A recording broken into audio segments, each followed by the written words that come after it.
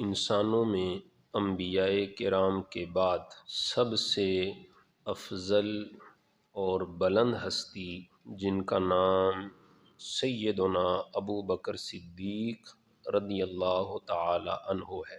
انبیاء کرام کے بعد کوئی شخص بھی، کوئی ہستی بھی سیدنا صدیق اکبر سے افضل نہیں ہے۔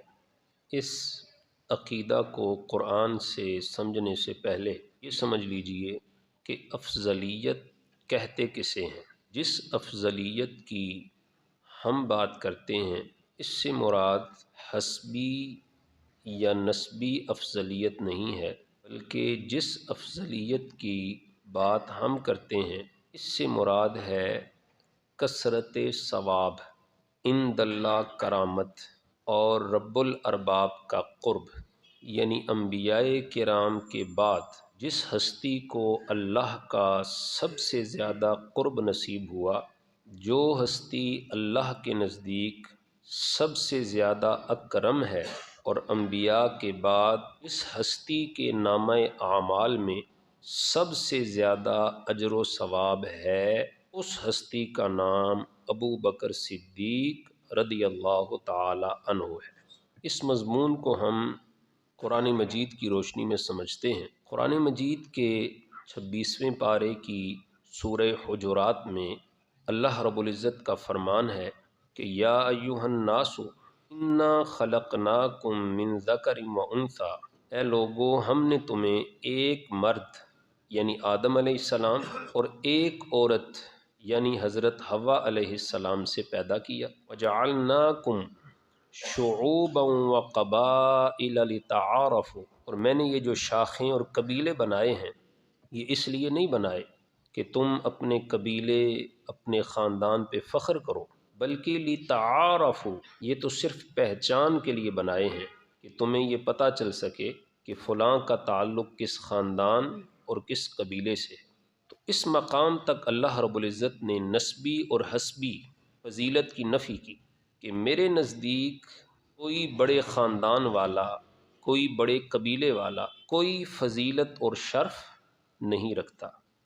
تو اے اللہ، جب یہ خاندان، قبیلے تیرے نزدیک کوئی فضیلت اور شرف نہیں رکھتے تو وہ کون سی چیز ہے جو تیرے نزدیک فضیلت کی حامل ہے؟ تو فرمایا ان اکرمکم عند اللہ اتقاکم، فرمایا بے شک اللہ کے نزدیک سب سے زیادہ عزت والا وہ ہے جو تم میں سب سے بڑا متقی ہے، تقوی والا ہے، نیکیوں والا ہے۔ تو قرآن مجید کے اس مقام سے یہ پتہ چلا کہ اللہ کے نزدیک افضل، اکرم وہ ہے جس کے دامن میں سب سے زیادہ تقوی، پرہیزگاری اور نیک اعمال ہے۔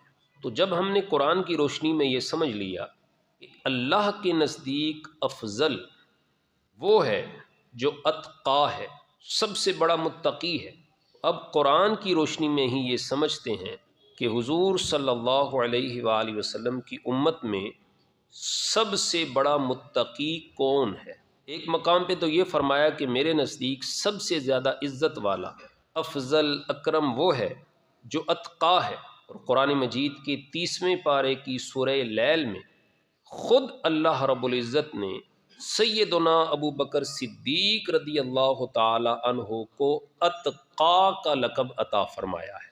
وَسَيُجَنَّبُهَا الْأَتْقَى، ان قریب آگ سے دور رکھا جائے گا، کس کو؟ جو اتقا ہے۔ تمام اہل سنت کے مفسرین کے نزدیک یہ آیت مبارکہ سیدنا صدیق اکبر رضی اللہ تعالیٰ عنہ کے حق میں نازل ہوئی ہے۔ اس کا شان نزول بھی تھوڑا سا سمجھ لیں، بات مزید آسان ہو جائے گی۔ سیدنا بلال رضی اللہ تعالیٰ عنہ جو ابھی تک غلام تھے، انہوں نے اسلام کو قبول کیا، اللہ کی وحدانیت کے نعرے لگاتے۔ ان کا جو مالک تھا وہ کافر تھا، وہ حضرت بلال رضی اللہ تعالی عنہ کو تپتی ہوئی ریت پر ننگی پیٹھ لٹا دیتا اور چھاتی پر بہت بڑا گرم پتھر رکھتا اور کہتا کہ اب تمہارے لیے دو صورتیں ہیں، یا اسی طرح تڑپ تڑپ کر مر جاؤ، اور اگر زندگی چاہتے ہو تو اسلام کے دامن کو چھوڑ دو۔ مگر حضرت سیدنا بلال پھر بھی کہتے احد احد، کہ اللہ ایک ہے، اللہ ایک ہے۔ انہی حالات میں ایک دن سیدنا بلال رضی اللہ تعالیٰ عنہ کے قریب سے حضور سید عالم صلی اللہ علیہ وآلہ وسلم گزرے۔ سرکار نے بلال کو اس طرح ریت پر لیٹے ہوئے تکلیف کی حالت میں دیکھا تو بلال احد احد کے نعرے لگا رہے تھے۔ حضور صلی اللہ علیہ وآلہ وسلم نے تسلی دیتے ہوئے فرمایا بلال، تو اس تکلیف میں بھی جس رب کا نام لے رہا ہے وہی رب ان قریب تجھے اسی تکلیف سے نجات بھی عطا فرمائے گا۔ یہ فرمانے کے بعد حضور صلی اللہ علیہ وسلم نے حضرت ابو بکر صدیق رضی اللہ تعالیٰ عنہ کو فرمایا کہ بلال، اے ابو بکر، بلال کو بڑی سخت تکلیف دی جا رہی ہے۔ حضور نے صرف اتنا فرمایا، چونکہ حضرت ابو بکر صدیق رازدار نبوت تھے، سمجھ گئے کہ حضور کیا کہنا چاہ رہے۔ سرکار کی منشا یہ ہے کہ اب بلال کو غلامی سے آزاد کروایا جائے تاکہ اسے آزادی بھی مل جائے اور اس تکلیف سے نجات بھی مل جائے۔ حضرت ابو بکر صدیق اسی وقت گھر گئے، امیہ بن خلف کے پاس واپس آئے جو حضرت بلال کا مالک تھا۔ ایک چادر اور 10 اوقیہ سونا جو مارکیٹ ویلیو سے 10 گنا زیادہ قیمت تھی، مارکیٹ ویلیو سے 10 گنا زیادہ قیمت دے کر حضرت ابو بکر صدیق نے حضرت بلال کو خریدا اور خرید کر آزاد کر دیا۔ جب یہ بات مکہ میں مشہور ہوئی کہ حضرت ابو بکر صدیق نے اس غلام کو جس کا بظاہر رنگ بھی کالا ہے، ناک چہرے کے ساتھ چپکی ہوئی ہے، ہونٹ موٹے ہیں، چلنے کا سلیقہ نہیں ہے، گویا وہ غلام جس کے اندر بظاہر کوئی خوبی اور حسن نہیں ہے، اس غلام کو حضرت صدیق اکبر نے مارکیٹ ویلیو سے 10 گنا مہنگا خریدا ہے۔ جب یہ بات مکہ میں مشہور ہوئی تو مکہ کے کافر کہنے لگے کہ حضرت بلال رضی اللہ تعالی عنہ کو صدیق اکبر نے مارکیٹ ویلیو سے 10 گنا مہنگا اس لیے خریدا ہے کہ بلال نے صدیق اکبر پر کوئی احسان کیا تھا، صدیق اکبر نے اس احسان کا بدلہ چکانے کے لیے حضرت بلال کو مارکیٹ ویلیو سے مہنگا خرید کر آزاد کیا ہے۔ کافروں نے یہ تہمت لگائی، صدیق اکبر کے اخلاص کا مذاق اڑایا، صدیق اکبر کا وہ عمل جو خالصتاً اللہ کی رضا کے لیے تھا اس پر اعتراض کیا، تو اللہ رب العزت نے صدیق اکبر کی صداقت کو قائم رکھنے کے لیے اور ابو بکر صدیق کے اخلاص کو قیامت تک کے لیے قرآن کا حصہ بنانے کے لیے صدیق کے حق میں قرآن مجید کی آیات کو نازل فرمایا۔ اور کتنا خوبصورت انداز ہے اللہ رب العزت کے بیان کا۔ اللہ نے صدیق کی صداقت کو بیان کرتے ہوئے ارشاد فرمایا، وَسَيُجَنَّبُهَا الْأَتْقَى الَّذِي يُؤْتِي مَالَهُ يَتَزَكَّى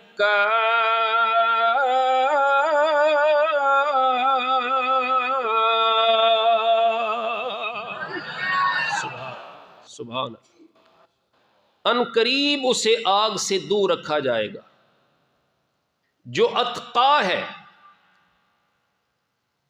اور اس نے یہ جو مال زیادہ خرچ کیا ہے بلال کو خریدنے کے لیے، یہ تو صرف اس نے اپنے مال کو پاک رکھنے کے لیے کیا ہے۔ وَمَا لِأَحَدٍ عِندَهُ مِن نِعْمَةٍ تُجْزَىٰ، اس پر کسی کا احسان نہیں تھا کہ اس نے احسان کا بدلہ چکانے کے لیے مارکیٹ ویلیو سے زیادہ قیمت دی، إِلَّا ابْتِغَاءَ وَجْهِ رَبِّهِ الْأَعْلَىٰ، صدیق نے یہ جو بھی کام کیا ہے صرف اور صرف اللہ کی رضا کے لیے کیا ہے۔ صدیق کے اخلاص کو اللہ نے قیامت تک کے لیے قرآن کا حصہ بنا دی۔ تو قرآن مجید نے حضرت سیدنا صدیق اکبر کو اتقا کہا ہے۔ اب یہاں پر ایک خاص بات سمجھیے، بعض لوگ کہتے ہیں کہ یہاں جو اتقا کا لفظ ہے اس سے مراد سیدنا ابو بکر صدیق نہیں بلکہ اس سے مراد حضرت علی ہے۔ مولا علی کی شان کا کوئی انکار نہیں ہے، مگر تمام مفسرین میں ایک بڑا بلند نام ہے امام فخر الدین رازی کا۔ امام فخر الدین رازی فرماتے ہیں جو اہل سنت ہیں وہ اتقا سے مراد صدیق اکبر کو لیتے ہیں، اور جو اہل تشیع ہیں وہ اس سے مراد مولا علی کو لیتے ہیں۔ پتہ چلا قیامت تک جو سنی ہوگا وہ اتقا سے مراد صدیق اکبر کو ہی لے گا۔ یہ اہل سنت کا اس بات پر اجماع ہے تمام مفسرین کا کہ اتقا سے مراد صدیق اکبر ہے، اور اس کائنات کے اور اس امت کے سب سے پہلے مفسر جنہیں حضور صلی اللہ علیہ وآلہ وسلم نے قرآن فہمی کی دعا عطا فرمائی، حضرت عبداللہ ابن عباس رضی اللہ تعالی عنہ۔ امام قرطبی لکھتے ہیں کہ صحابی رسول حبر الامہ ترجمان القرآن حضرت عبداللہ ابن عباس فرماتے ہیں کہ اتقا سے مراد ابو بکر صدیق ہے۔ معروف اور مشہور تو یہی ہے کہ سورۃ اللیل جو 30ویں پارے میں ہے، اس کی آخری 5 آیات سیدنا صدیق اکبر کے حق میں نازل ہوئیں، مگر حضرت عبداللہ ابن مسعود رضی اللہ تعالی عنہ ان کی روایت کو ابن ابی حاتم نے اپنی سند کے ساتھ نقل کرتے ہوئے کہا کہ حضرت عبداللہ ابن مسعود فرماتے ہیں جب ابو بکر صدیق نے مارکیٹ ویلیو سے زیادہ قیمت دے کر حضرت بلال حبشی کو خریدا اور خرید کر آزاد کر دیا تو اس وقت اللہ نے پوری کی پوری سورہ لیل ہی صدیق اکبر کے حق میں نازل فرمائی ہے۔ 5 آیات نہیں، یہ پوری کی پوری سورت ہی صدیق اکبر کے حق میں نازل ہوئی۔ اور صدیق اکبر کو کیا کہا گیا؟ اتقا۔ قرآن مجید کا ایک مقام کہتا ہے اللہ کے نزدیک سب سے افضل وہ ہے جو اتقا ہے، اور سورۃ اللیل کی یہ آیت کہتی ہے صدیق اکبر اتقا ہے۔ تو دونوں معنوں کو ملایا جائے تو مفہوم یہ نکلتا ہے انبیاء کے بعد اللہ کے نزدیک سب سے افضل و اعلی صدیق اکبر ہے۔ آپ کے ذوق طبع کے لیے ایک بات عرض کروں، جب سیدنا صدیق اکبر رضی اللہ تعالیٰ عنہ نے حضرت بلال کو اور دیگر کئی غلاموں کو خریدا اور خرید کر آزاد کر دیا، ان سے کوئی اپنا ذاتی کام نہیں لیا، آزاد کر دیا اللہ کی رضا کے لیے۔ چونکہ صدیق اکبر رضی اللہ تعالیٰ عنہ خود بھی تاجر تھے، آپ کے والد گرامی حضرت ابو قحافہ بھی تاجر تھے۔ حضرت ابو قحافہ رضی اللہ تعالی عنہ نے حضرت صدیق اکبر کو کہا کہ اے بیٹا تو کتنا ناکام تاجر ہے، اتنی رقم بھی لگاتا ہے، غلام بھی خریدتا ہے، اور وہ غلام تیرے کسی کام بھی نہیں آتا۔ تو کتنا ناکام تاجر ہے کہ وہ غلام خریدتا ہے جو غلام تیرے کسی کام نہیں آتا، اور تو آزاد کر دیتا ہے۔ اللہ اکبر۔ حضرت سیدنا صدیق اکبر رضی اللہ تعالیٰ عنہ فرمانے لگے، فرمایا کہ اے والد گرامی، میں غلام خرید کر اس لیے آزاد نہیں کرتا کہ غلام میرے کسی ذاتی کام آئے گا، میں یہ عمل صرف اور صرف اپنے رب کی رضا کے لیے کرتا ہوں، اپنے رب کو راضی کرنے کے لیے کرتا ہوں، میرا کوئی اور عمل نہیں۔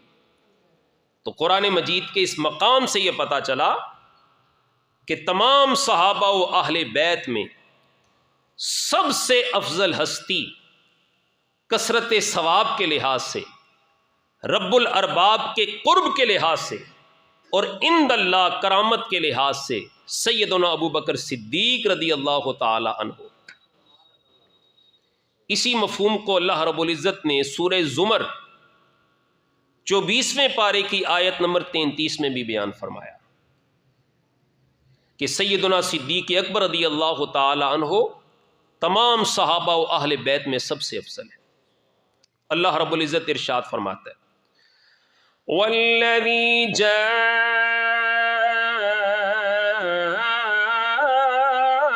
بالصدق وصدق به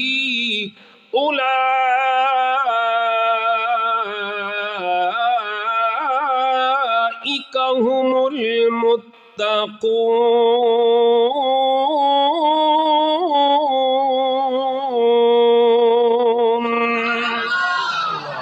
اللہ سبحان والذی جاء بالصدق، وہ جو سچ لے کر آیا، وصدق به، اور جس نے اس سچ کی تصدیق کی، اولئک هم المتقون، وہ سارے کے سارے متقی ہیں۔ اس آیت مبارکہ کی تفسیر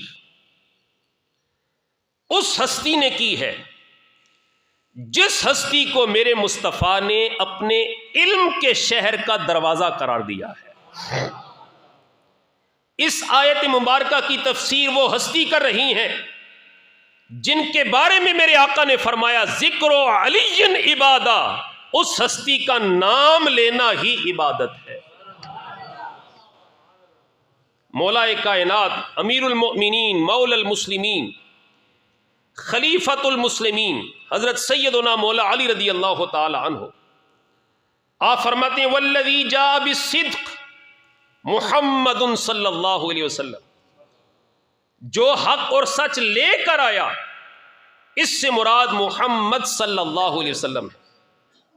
وصدق به ابو بکر، اور جس نے سب سے پہلے اس سچ کی تصدیق کی ہے اس کا نام ابو بکر صدیق ہے۔ اور یہ تفسیر جو میں نے آپ کے سامنے مولا علی رضی اللہ تعالیٰ عنہ کی طرف سے عرض کی، اس تفسیر کو صحابہ کرام کی ایک جماعت نے مولا علی رضی اللہ تعالیٰ عنہ سے روایت کیا، گویا اس تفسیر پر صحابہ کرام کا اجماع ہے۔ اور وہ اجماع کیسے ہے؟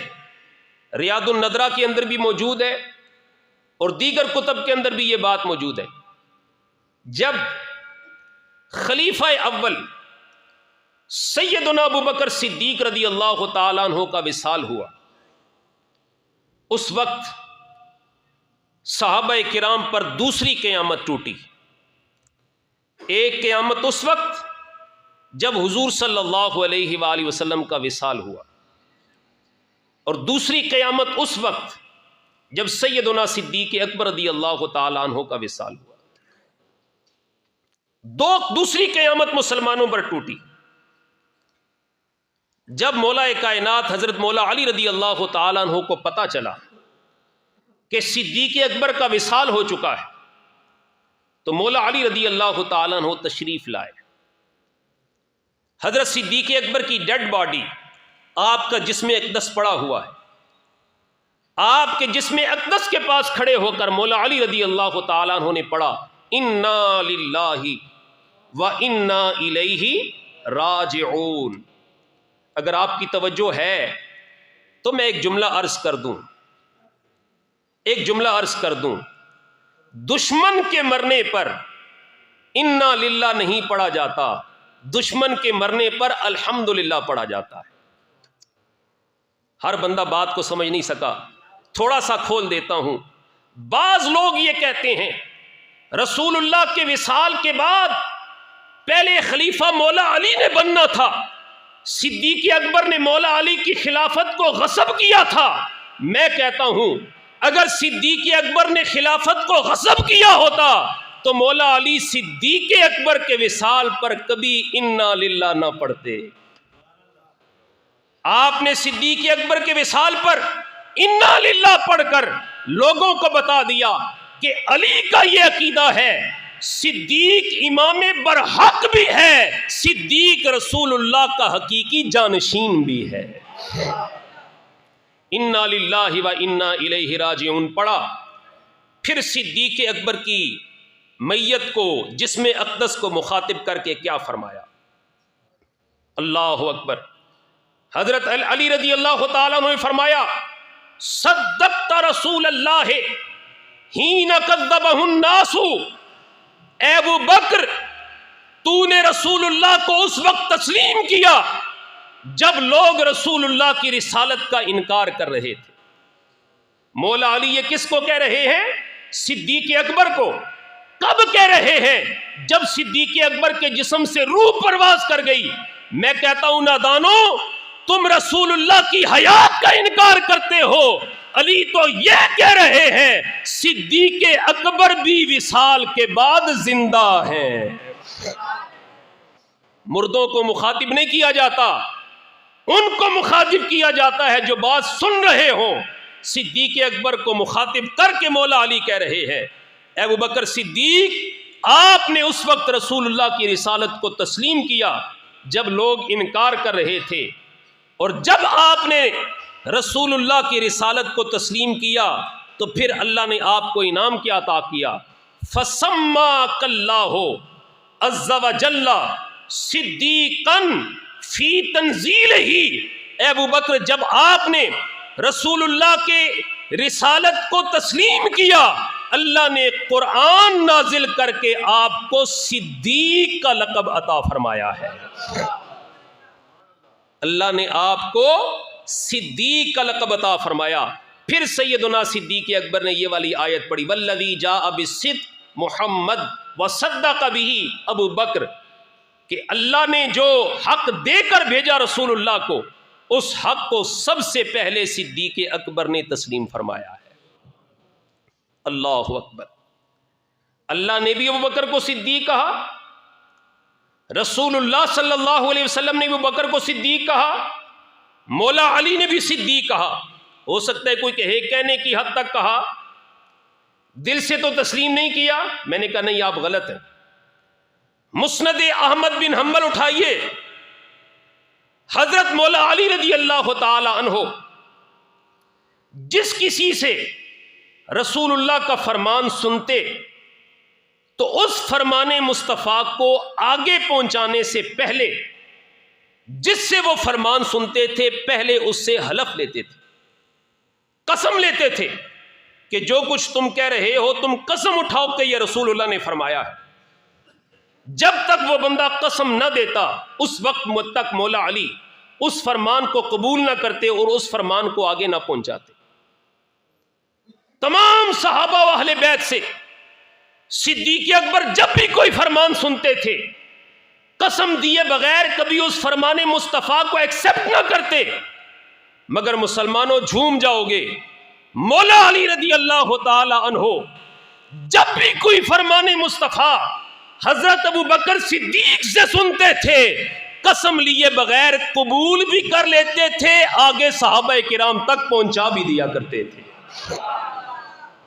مسند احمد بن حنبل کے اندر روایت موجود ہے، اور امام بغوی رحمت اللہ تعالی علیہ فرماتے ہیں اس حدیث کو حسن کا درجہ حاصل ہے. اور حسن کا درجہ یہ فضیلت کا درجہ نہیں ہوتا، یہ عقیدے کا درجہ ہوتا ہے. گویا صدیق اکبر کے بارے میں مولا علی بھی یہ عقیدہ دے رہے ہیں اللہ نے صدیق اکبر کو کہنے کی حد تک صدیق نہیں کہا، اللہ نے صدیق اکبر کو اندر سے اور باہر سے صدیق اکبر بنایا ہوا تھا. خدا صدیق کہتا ہے نبی صدیق کہتے ہیں. یہ جملہ بڑا آسان سا ہے، سارے مل کر اس صدیق اکبر کی بارگاہ میں عرض کر دیتے ہیں. خدا صدیق کہتا ہے نبی صدیق کہتے ہیں. مل کر پڑھیے خدا صدیق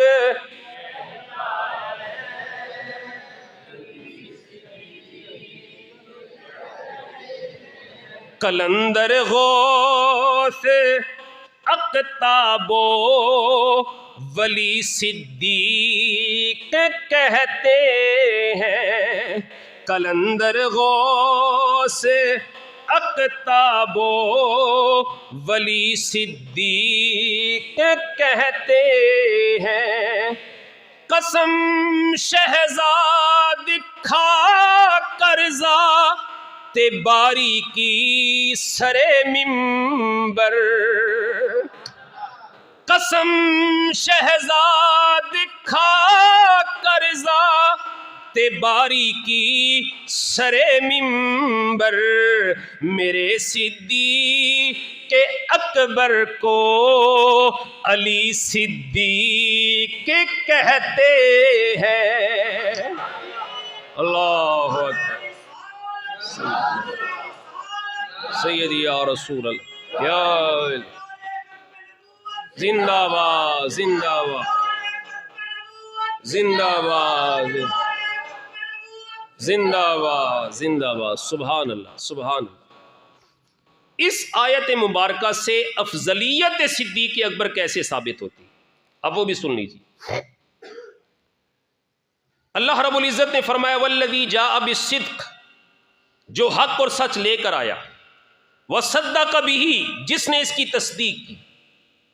حضور صلی اللہ علیہ وسلم حق لے کر آئے، حضرت ابوبکر صدیق نے سب سے پہلے اسلام قبول کیا۔ بالاتفاق اہل سنت کے نزدیک آزاد مردوں میں سب سے پہلے اسلام لانے والے حضرت ابوبکر صدیق تھے، بالاتفاق، کسی کا اہل سنت میں اس میں اختلاف نہیں۔ اب ذرا سنیے گا، سب سے پہلے آزاد مردوں میں کون ایمان لے کر آیا؟ حضرت ابوبکر صدیق رضی اللہ تعالی عنہ۔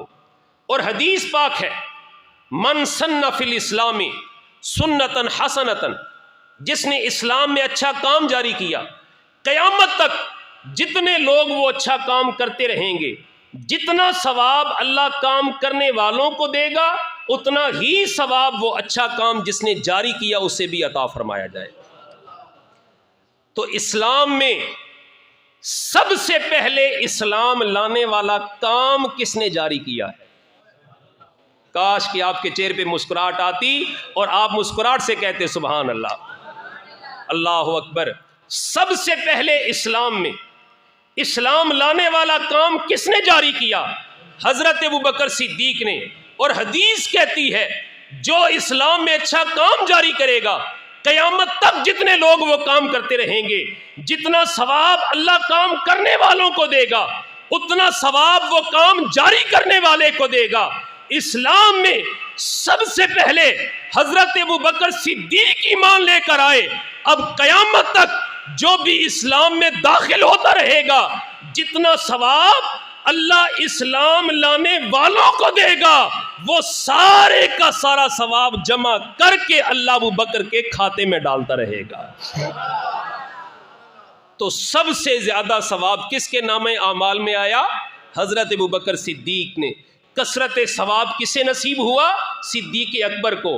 اور جس کے پاس کثرت ثواب ہوتا ہے اسے ہی رب الارباب کا قرب بھی نصیب ہوتا ہے، عند اللہ کرامت بھی نصیب ہوتی ہے، اسی کو افضلیت نصیب ہوتی ہے۔ تو سیدنا ابوبکر صدیق کے نام اعمال میں سب سے زیادہ اجر و ثواب ہے۔ یہی وجہ ہے انبیاء اور رسل کے بعد اس کائنات میں سب سے بلند ترین ہستی کا نام بھی ابوبکر صدیق ہے۔